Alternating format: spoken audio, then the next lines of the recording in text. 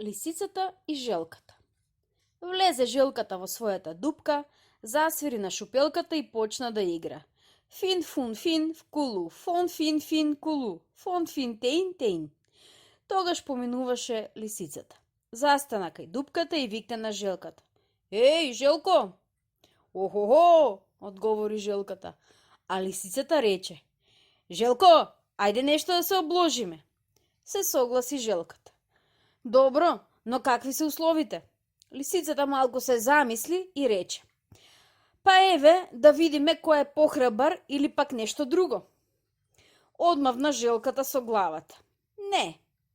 Подобро е вака, да видиме кој подолго ќе живее без храна, важем? Лисицата беше многу лакома, но сепак помисли дека ќе се снајде некако. Може. Праша желката. А кој ќе биде прв? Лисицата веднаш и одговори. Подобро да бидеш ти. Се согласи желката. Во ред, лисице, но колку долго треба да седам во дупката без храна? Лисицата одговори. 2 години. И така тие се договорија. Потоа лисицата го затвори влезот во дупката, оставајќи ја желката внатре. Пред да си замени, лисицата викна. Збогум, Желко, јас си одам. И лисицата замина. Но кога поминаа речиси 2 години, таа дојде да ја види желката. Се приближи до дупката и почна да вика. Еј, Желко! Веднаш и се јави желката. Охо, Лиске, кажи ми, Лиске, дали се веќе зрели плодовите? Кажа моето намилено овошје. Лисицата одговори. Не се уште зрели. Дрвјата кажа сега цутат. Збогум, Желко, јас сега си одам.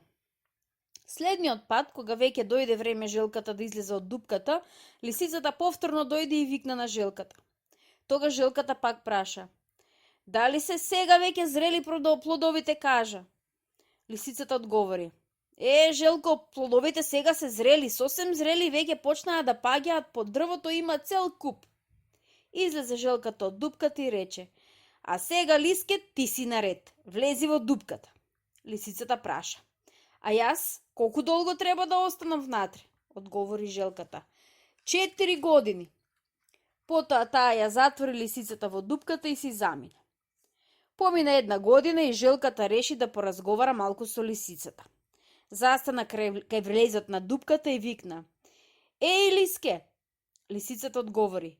Желко, кажи ми дали ананасот е веќе зрел? Одговори желката. Ама што ти е бре тебе, Лиске, од ананасот одвај уште малку сок останал? Па збогум, јас сега си одам. Помина уште 2 години и желката повторно тргна да ја посети лисицата. Кога стигна таму, веднаш викна. Еј, Лиске!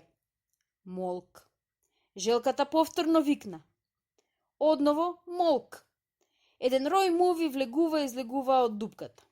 Тога желката ја раскопа дупката, ја пикна главата внатре и рече. Пцовисала измамничката.